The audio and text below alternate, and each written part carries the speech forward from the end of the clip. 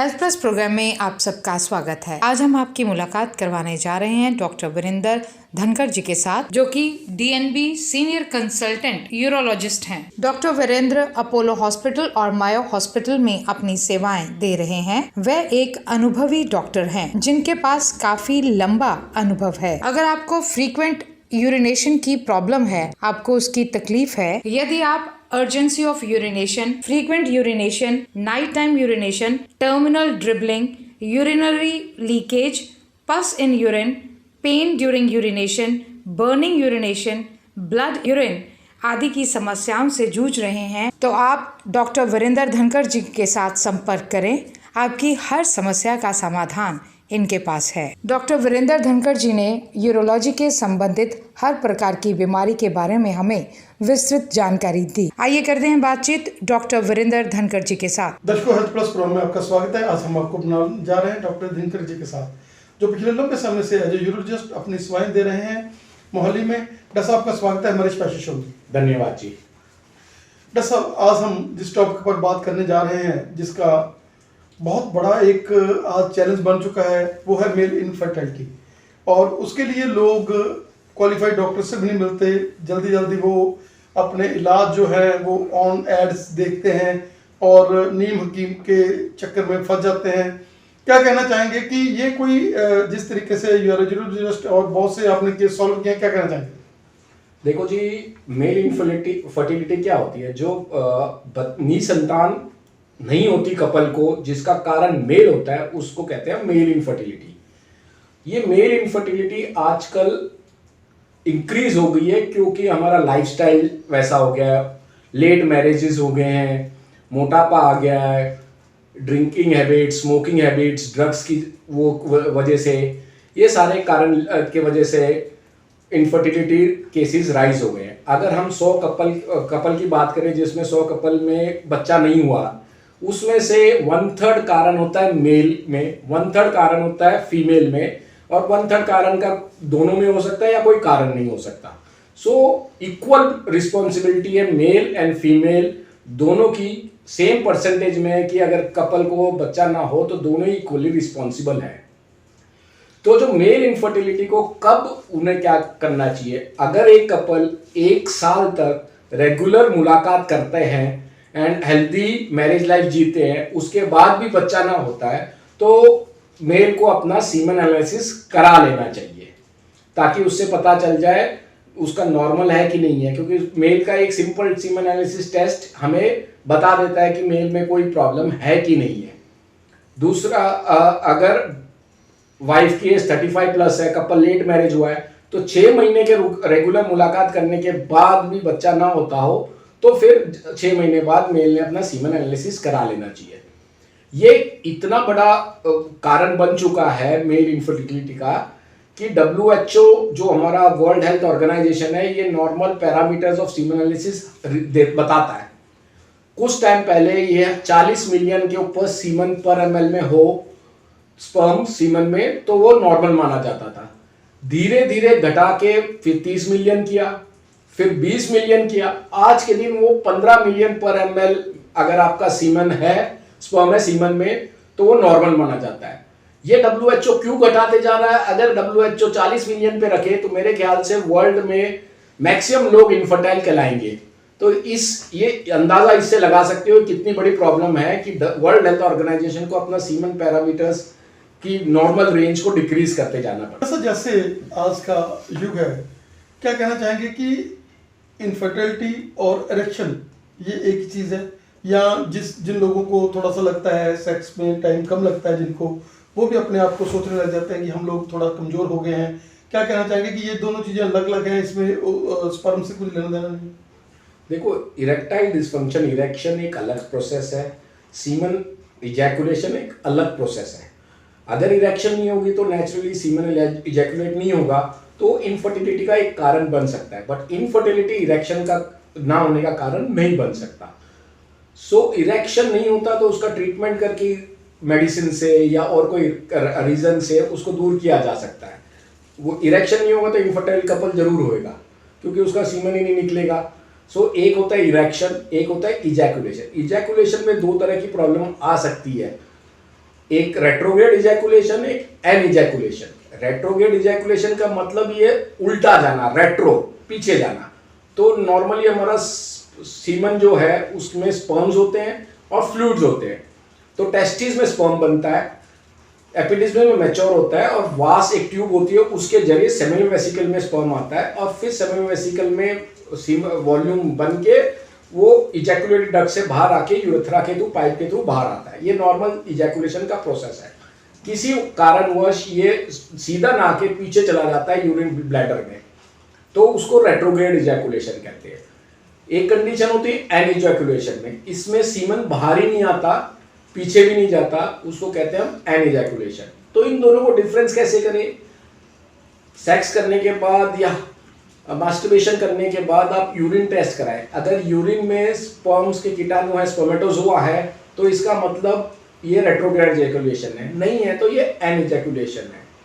तो इसके कारण होते हैं नर्वस सिस्टम में प्रॉब्लम होना, साइकोजेनिक होना, या कोई पेल्विक सर्जरी हुई उसके बाद, या ब्लैडर नेक की सर्जरी हुई उसके बाद ये कारण हो सकता है। डायबिटिक में हो सकता है। तो रेट्रोग्रेड इजैकुलेशन को हम कुछ दवाइयाँ दे के मसल को टाइट करके कोशिश करते हैं कि बाहर आ जाए। एन इजैकुलेशन में कई बार हम वाइब्रेटर का यूज़ करते हैं, प्रोस्टेट एरिया को मसाज दे के उसके थ्रू ये सीमन बाहर आ जाए। अगर रेट्रोग्रेड में नहीं आता तो ब्लैडर में एक फ्लूइड डाल के, ताकि स्पर्म को यूरिन नुकसान ना करे, और उसके बाद कलेक्ट करके उसके थ्रू बच्चा पैदा भी कर सकते हैं। आजकल एडवांसमेंट काफ़ी हो गई है। डॉक्टर साहब, क्या ये सारे प्रोसीजर्स आपके यहाँ मायो हॉस्पिटल में उपलब्ध हैं? यहाँ पर आप अपनी सेवाएं दे रहे हैं? देखो, मेल इनफर्टिलिटी को हम डिवाइड करें तो हम सीमन पैरामीटर में क्या देखते हैं? स्पर्म को मानिए कि ये अच्छा स्विमर होना चाहिए, तो हम इसमें अच्छा स्विमर होगा तो स्विम करके अंडे तक पहुंच जाएगा। हम सीमन पैरामीटर में काउंट देखते हैं, मोटिलिटी देखते हैं, मॉर्फोलॉजी देखते हैं, लुक्स देखते हैं। ये 3 चीज़ हम यूजुअली देखते हैं। तो अगर हमारा काउंट 15 मिलियन पर ml के नीचे है तो हम इसको कहते हैं ओलिगोस्पर्मिया। अगर ये 5 मिलियन के नीचे है तो ये सीवियर ओलिगोस्पर्मिया होता है। तो काउंट कम होने के भी बहुत से कारण होते हैं। एक कारण उसमें जो होता है वेरिकोसील हो सकता है, जो नसें अपने टेस्टिस, भगवान ने टेस्टिस को अपने बॉडी के बाहर क्यों दी है? क्योंकि टेस्टिस एक सेंसिटिव ऑर्गन है, ये टेम्परेचर से बड़ा सेंसिटिव रहता है। तो स्पर्म की क्रिया को स्पर्म बनने की क्रिया को बॉडी के मुकाबले 1 डिग्री टेम्परेचर कम चाहिए, इसलिए ये गॉड ने टेस्टिस को स्क्रोटम में दिया है। मसल आपने देखा होगा, ठंड में स्क्रोटम सुकड़ जाता है, गर्मी में रिलैक्स हो जाता है। ये टेम्परेचर रेगुलेटर होता है डार्टस मसल। तो इसके वजह से अगर वेरिकोसील होता है, वेन मोटी हो जाते हैं, इसमें उल्टा ब्लड आता है, ब्लड गर्म होता है, जमा होने से टेम्परेचर बढ़ जाता है, और ये स्पर्म की क्वालिटी और क्वांटिटी दोनों को अफेक्ट करता है। तो इसको जो इफेक्ट, इसके वजह से आपकी स्ट्रीम पैरामीटर्स खराब होता है। वेरिकोसील को हम ट्रीट करते हैं माइक्रोस्कोप के थ्रू, माइक्रोवेरिकोसिलेक्टमी, जो बहुत बढ़िया प्रोसीजर है। 99% सक्सेस रेट है, और 100 में से 80% लोगों को अगर सही ढंग से किया जाए तो सीमन पैरामीटर्स, क्वालिटी और क्वांटिटी दोनों बढ़ जाती है। 50-60% कपल को साल के अंदर बच्चा हो जाता है। तो एक ये काउंट का एक ये कारण है। सो अगर दूसरा हम देखते हैं, बिल्कुल इस सीमन में स्पर्म ना है, जिसको हम कहते हैं एजोस्पर्मिया। एजोस्पर्मिया है बिल्कुल जीरो। उसमें ये कारण हो सकता है जेनेटिक्स हो सकता है, हार्मोन हो सकता है, या कोई ट्यूब में ब्लॉकेज हो सकती है। तो हार्मोन को, अगर टेस्टिस बहुत छोटी है तो हार्मोन दे के देखा जाए, उसको ठीक किया जाए मेडिसिन से। जेनेटिक्स का हम ज़्यादा कुछ कर नहीं सकते आज के दिन, एडवांस टेस्ट देख के देखा जाए और उसको फिर IVF ICSI के थ्रू ट्रीट कर सकते हैं।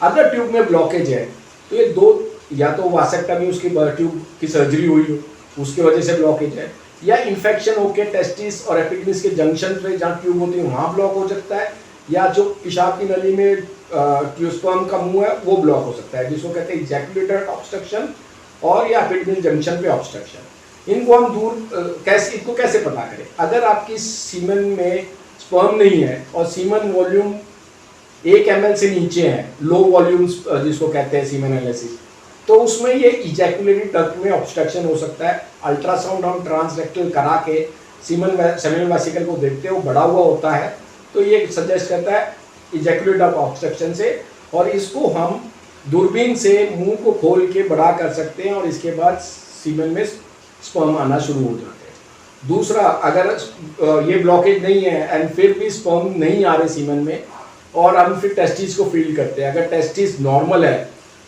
एपिडिडिमिस नॉर्मल है, वास नॉर्मल है, तो फिर हम टेस्टिस में सुई 2-3 जगह डाल के एस्पिरेट करते हैं, जिसको कहते हैं टीजा, ट्रांस एपिडिडिमिस स्पर्म एस्पिरेशन। इसमें हम चेक करते हैं, अगर इसमें पूरा स्पर्म बन रहा है तो इसका मतलब है फैक्ट्री अपनी नॉर्मल है, रास्ते में ब्लॉकेज है, तो उस जंक्शन को हम दूरबीन के द्वारा माइक्रोस्कोप के अंदर जहाँ ब्लॉकेज है उसको कट करके नॉर्मल चीज़ को दोबारा जोड़ देते हैं, और इसमें तकरीबन 60% सक्सेस रेट्स हो जाता है, स्पर्म सीमेन में आ जाते हैं और प्रेगनेंसी अचीव हो सकती है। ये 2 करेक्टेबल कॉजेज है एजोस्पर्मिया के। दूसरा हम देखते हैं मोर्टेलिटी में दौड़ना, गुड स्विमर, क्योंकि अब अगर नेचुरल कंसेप्शन को समझे तो जो ओवरी होती है, जो फीमेल में ओवरी में से निकलता हुआ, उसमें जेनेटिक मटेरियल होता है, और अपना स्पर्म जो है उस स्पर्म के 3 हिस्से होते हैं, हेड, नेक और टेल। तो हेड में जेनेटिक मटेरियल होता है, नेक समझ लो उसका पावर हाउस है, और टेल उसको मोटिलिटी देता है। किसी में भी अबनॉर्मलिटी हुई तो स्पर्म दौड़ के अंडे तक पहुंच नहीं पाएगा और अपना जेनेटिक मटेरियल ट्रांसफर नहीं कर पाएगा। सो जो मोटिलिटी की अबनॉर्मलिटी होती है उसको हम एस्टेनोस्पर्मिया कहते हैं। तो अगर दौड़ के नहीं पहुंचेगा तो फिर हम वो स्पर्म वो अंडे तक नहीं जाएगा और उसको पेनिट्रेट करके बच्चा कंसेप्शन नहीं होगा। तो इसमें भी एक कारण होता है वेरिकोसिलेक्टमी, या कोई डिफेक्ट होता है, टेल डिफेक्ट हो गया या मॉर्फोलॉजी अबनॉर्मल हुई, तो उस हिसाब से उसके कारण को दूर करके या मेडिसिन दे के उसकी मोर्टेलिटी को बढ़ाने की कोशिश करते हैं। तीसरा होता है मॉर्फोलॉजी, कि भाई वो दिखने में कैसा है, उसका हेड पूरा है, नेक पूरा है, टेल पूरा है। अगर हेड ही नहीं होगा तो जेनेटिक मटेरियल ट्रांसफर नहीं होगा। तो ये 3 एलिमेंट हम सीमेन एनालिसिस में देखते हैं और उसके साथ इनका ट्रीटमेंट होते हैं। मॉडिफाइबल फैक्टर्स होते हैं कि आप स्मोकिंग बंद करो, अल्कोहल लिमिट करो, वेट रिडक्शन करो, क्योंकि ज़्यादा मोटापा होगा तो टेस्टोस्टेरोन कम होता है, एस्ट्रोजन बढ़ जाता है, उसके वजह से सीमेन एनालिसिस को अफेक्ट कर सकता है। हेल्दी लाइफस्टाइल जियो, बाहर का खाना खाना, वेस्ट मोटा हो गया तो वो कम करो, फैटी फूड अवॉइड करो, मैरिज एक नॉर्मल एज में हो जानी चाहिए, ज़्यादा डिले मत करो, हॉट एरिया में काम करते हो तो वो थोड़ा प्रोफेशन चेंज करो। तो इस हिसाब से मॉडिफाइबल रिस्क फैक्टर करके अपने सीमेन एनालिसिस को बढ़ा सकते हैं, सीमेन हेल्थ को बढ़ा सकते हैं। मल्टीविटामिन, न्यूट्रल्स, मिनरल्स हैं, जिंक एंटीऑक्सीडेंट है, उसका सेवन करने से, विटामिन सी, सेलियम, आर्सेनिक, ये सारा लेने से सीमेन के हेल्थ को इम्प्रूव किया जा सकता है। तो ये मेडिसिन लेके हम और हेल्दी लाइफस्टाइल जी के अपने सीमेन पैरामीटर्स को दूर कर सकते हैं। ऐसा आमतौर पर देखा गया है कि जो लोग हैं वो क्वालिफाइड डॉक्टर्स के जाने से पहले वो नीम की मुंह के पास चले जाते हैं, ताकि बादशाह एड्स देखते हैं, एड्स देख कर वो मेडिसिन लेते रहते हैं। क्या कहना चाहेंगे कि ये तो आजकल मेडिकल एक फैक्टर है और इसमें हर चीज़ का इलाज संभव है, जैसे आपने टीसा बोला, मीसा बोला, और आपने हर चीज़ के लिए बताया कि एजुकेशन में भी, और हर चीज़ का आज जो है इलाज है डॉक्टरी प्रोफेशन में, और आप यहाँ पर वो सारे प्रोसीजर दे रहे हैं। बिल्कुल दे रहे हैं हम। जो मेल इनफर्टिलिटी के रिलेटेड जो ट्रीटमेंट है वो सारा मेरे पास अवेलेबल है। देखो जी, मेडिसिन एक आर्ट है, अगर हम उसको अच्छी तरह फॉलो नहीं करेंगे तो रिजल्ट अच्छे नहीं आएंगे। सबसे पहले हमें कारण ढूंढना चाहिए, अगर कारण हमें मिल गया तो उसका इलाज पक्का हो जाता है। जिसमें कारण नहीं होता, जेनेटिक फैक्टर्स है, उसका इलाज नहीं है, तो उसको ट्रीट नहीं किया जा सकता, ना ही मेडिसिन से, सर्जरी से। उसको एडवांसमेंट ऑफ इनफर्टिलिटी ट्रीटमेंट के हिसाब से, जैसे अगर 0 है या वो एज ज़्यादा है तो कई बार हम टेस्टिस में से स्पर्म एस्पिरेट करके IVF एक्सी करा सकते हैं। उसके लिए हमें एक ही स्पर्म चाहिए, थोड़ा सा मॉर्फोलॉजिकल अबनॉर्मल स्पर्म भी काम आ जाता है। एक है माइक्रोटीजा, इसमें हम क्या करते हैं, टेस्टिस को पूरा बुक जैसा खोल देते हैं और उसमें जितने ट्यूब्यूल से मल्टीपल 2-3 घंटे में एस्पिरेट करते रहते हैं। जो भी स्पर्म मिल गया उससे अंडे में डाल के उसको 3 दिन 5 दिन बाहर रख के बाद में यूट्रस में दोबारा इम्प्लांट कर देते हैं, और जो स्पर्म बच गया उसको क्रायो प्रिजर्व कर देते हैं। सो क्वालिफाइड डॉक्टर के पास जाने में ये फ़ायदा होता है कि वो इलाज जो करेगा एविडेंस बेस्ड मेडिसिन से करेगा, उसको पता है कि इसका ये दवाई देने से रिजल्ट अच्छा आएगा, इसमें आपको आगे कुछ करके फ़ायदा नहीं, जिसके टेस्टिस ही एकदम छोटे हैं, छोटे टेस्टिस हो गए, जिसमें स्पर्म बनने की कोई चांस ही नहीं है, उम्मीद नहीं है, तो वो आपको गाइड कर देगा कि कोई दवाई लेके आपको फ़ायदा नहीं है।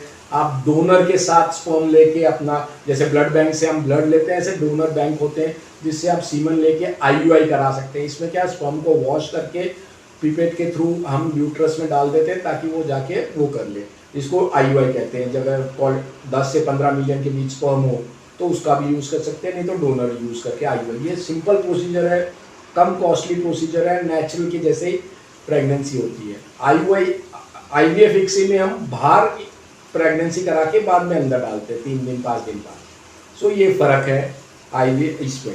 सो क्वालिफाइड आपको बढ़िया गाइडेंस देगा, एविडेंस बेस्ड ट्रीटमेंट देगा। तो मेरे हिसाब से आपको क्वालिफाइड पर्सन के पास ही जाना चाहिए। जो इसको ट्रीट करता है मेल इनफर्टिलिटी को, वो यूरोलॉजिस्ट या स्पेशल इंटरेस्ट में एंड्रोलॉजिस्ट होते हैं, वो दोनों ट्रीट करते हैं। फीमेल फैक्टर को आईवी स्पेशलिस्ट या गायनेकोलॉजिस्ट ट्रीट करते हैं।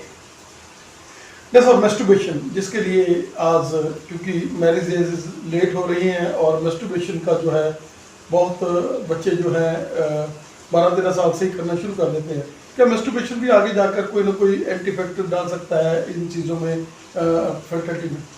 बिल्कुल नहीं, मैस्टरबेशन एक नॉर्मल फिजियोलॉजिकल प्रोसेस है। मैस्टरबेशन करने से ना कमजोरी आती है, ना ही कोई टेढ़ापना आता है, ना ही कोई ये इनफर्टिलिटी को कर सकता है। ये गलत धारणा है। ये फिजियोलॉजिकल चीज़ है, रिक्वायरमेंट ऑफ बॉडी है, तो करते हैं तो इसका कोई नुकसान नहीं है। इसके मन से वहम निकाल दो कि ये नुकसान करता है, इसका कोई नुकसान नहीं होता। और दरअसल कई बार लोगों को नाइट डिस्चार्ज जैसे हो जाता है तो फिर भी वो उनको बहुत ज़्यादा मतलब अपनी टेंशन लगी रहती है कि पता नहीं मैं कमज़ोर हो गया, क्या हो गया, उसके बारे में क्या कहना है? ये बहुत लोगों को डार्क सिंड्रोम जो होता है, जो लोग कहते हैं कि सीमन निकल गया तो कमजोरी आ गई, नहीं, नेचुरल बॉडी में प्रोडक्शन होते रहता है। सीमन का, स्पर्म का प्रोडक्शन चलते रहता है। एक स्पर्म साइकिल 64 डेज की होती है, उसके बाद वो इजैकुलेट हो जाता है, जमा होकर कहाँ जाएगा। जैसे हम मटका है, मटका भर गया तो बाद में छलकेगा ही छलकेगा। तो जो नाइटफॉल होता है, अगर बहुत दिन से नहीं निकला तो नाइटफॉल हो जाता है, वो निकल जाता है। ये नॉर्मल बॉडी फ्लूइड है, निकलने से कोई कमजोरी नहीं आती। जैसे पसीना निकलता है, कोई ऐसे कोई कमजोरी नहीं आती। जो आपने पूछा अर्ली डिस्चार्ज, ये भी एक मेडिकल प्रॉब्लम है, काफ़ियों को है। प्री मैच्योर इजैकुलेशन कहते हैं। सेक्स एक बड़ा मिसनोमर है और लोगों को बड़ी मिसअंडरस्टैंडिंग है कि हमें 15 मिनट 20 मिनट सेक्स चलना चाहिए। नहीं, सेक्सुअल साइकिल नॉर्मल एक एक्ट जो होता है 3 से 5 मिनट का है। ये नॉर्मल बंदे में है। अगर आप एक्सपेक्ट करो कि 15-20 मिनट, दिस इज अबनॉर्मल। सो 3 से 5 मिनट अगर आपका एक्ट लास्ट करता है देन यू आर नॉर्मल। अगर इससे कम है, 3 मिनट से भी कम आपको बहुत डिस्चार्ज अर्ली होता है, तो इसको हम कहते हैं प्री मैच्योर इजैकुलेशन। इसके ट्रीटमेंट है, मेडिसिन है। आप एंड्रोलॉजिस्ट को कंसल्ट करो, यूरोलॉजिस्ट को कंसल्ट करो, वो आपको मेडिसिन देगा जिससे आपका जो लेट पीरियड है वो थोड़ा प्रोलॉन्ग हो जाएगा। कुछ पोजीशनें हैं, जो आप एक्सरसाइज है जो आप करोगे उससे भी आपको फ़ायदा होगा। एक हेल्दी लाइफस्टाइल करना जरूरी है। तो इरेक्टाइल डिस्फंक्शन में जो आप देखो, एक प्री मेजर इजैकुलेशन आता है, एक आता है आपका कि इरेक्टाइल डिस्फंक्शन। इरेक्टाइल डिस्फंक्शन भी लोग बहुत लोगों के पास, क्वैक के पास जाके अपना इलाज कराते हैं, वो भी गलत है। वो तो इरेक्टाइल डिस्फंक्शन को क्लासिफाई करना चाहिए कि हार्डनेस कितनी है, कितना नहीं, कितनी देर में, या बिल्कुल इच्छा नहीं होती, इच्छा हो रही है तो इरेक्ट नहीं होता, इरेक्ट हो रहा है तो इजैकुलेट नहीं होता। ये 3 साइकिल है। तो बिल्कुल इच्छा नहीं होती तो इसका मतलब हार्मोन की प्रॉब्लम है, उसको चेक किया जाए और उस प्रॉब्लम को दूर किया जाए। इच्छा पूरी हो रही, इरेक्ट नहीं हो रहा, तो इसमें 2 प्रॉब्लम हो सकती है। या तो आपका फ्लो, क्योंकि इरेक्शन एक फिजियोलॉजी जिसमें आपका फ्लो बढ़ जाता है और इनफ्लो और आउटफ्लो, बाहर जाने का ब्लड का फ्लो बंद हो जाता है। तो फ्लो आता है, बाहर नहीं जाता, तो आपको इरेक्शन होता है। ये नेचुरल है। अगर आपका इनफ्लो नहीं आ रहा होगा तो आपको इरेक्शन नहीं होगा, या आपका आउटलेट बंद नहीं होगा तो आता जाएगा जाता जाएगा, तो हार्ड इरेक्शन नहीं होगा। तो वो वीनस है, ये आर्टीरियल है। आर्टीरियल है तो क्यों है, डायबिटिक करके है, तो उसको कंट्रोल रखो, मेडिसिन दो। इरेक्टाइल डिस्फंक्शन 40-45 की उम्र के बाद जो हो रहा है और सडनली हो रहा है, तो ये एक साइंस होता है। ये कहते हैं कि हार्ट अटैक से पहले इरेक्टाइल डिस्फंक्शन आ जाता है, तो एक अर्ली साइन है। ये भी साइन है कि आप अपने हार्ट को भी चेक कराएं इरेक्टाइल डिस्फंक्शन के लिए। तो उसकी फिर इरेक्टाइल डिसफंक्शन की जो ट्रीटमेंट है, first line of treatment medicine है। हम मेडिसिन ट्राई करते हैं जिससे आपका इनफ्लो ज़्यादा हो जाए। तो मेडिसिन दे के आपको रेगुलरली साइकोलॉजिकल एलिमेंट जो होता है उसको दूर करते हैं, काउंसलिंग करते हैं। तो इस हिसाब से अगर मेडिसिन पहली लाइन ऑफ ट्रीटमेंट मेडिसिन है, अगर मेडिसिन एक्ट करती है तो आप मेडिसिन कंटिन्यू कीजिए, अपनी काउंसलिंग कराइए, पॉजिटिव रहिए तो रिजल्ट अच्छा आएगा। बैड हैबिट स्मोकिंग ड्रिंकिंग बंद कीजिए, ड्रग्स बंद कीजिए। दूसरा, जो आपको मेडिसिन एक्ट नहीं की तो फिर इसमें इंजेक्शन होता है कि हम जैसे डायबिटीज़ वाले इंसुलिन से सीरिंज आपने इंसुलिन लेते हैं सीरिंज से, वैसे पेनिस में वास्कुलोजेनिक ड्रग्स देते हैं जिससे आपका इरेक्शन आ जाता है। अगर वो भी होता है तो आप उसको कंटिन्यू कर सकते हैं रेगुलरली। अगर बिल्कुल ही ना मेडिसिन, ना इंजेक्शन, ना वैक्यूम थेरेपी, कोई इलाज नहीं करता तो फिर इसका इलाज है पिनाइल इम्प्लांट। इसमें हम क्या करते हैं, जो अपने पेनिस के जो मसल्स हैं उसके अंदर इम्प्लांट डाल देते हैं। ये दो तरह के होते हैं, सेमी मैल्लेबल या इन्फ्लेटेबल। इसमें सेमी मैल्लेबल होता है, उसमें परमानेंट रॉड फिक्स कर देते हैं और वो इरेक्ट ही रहता है।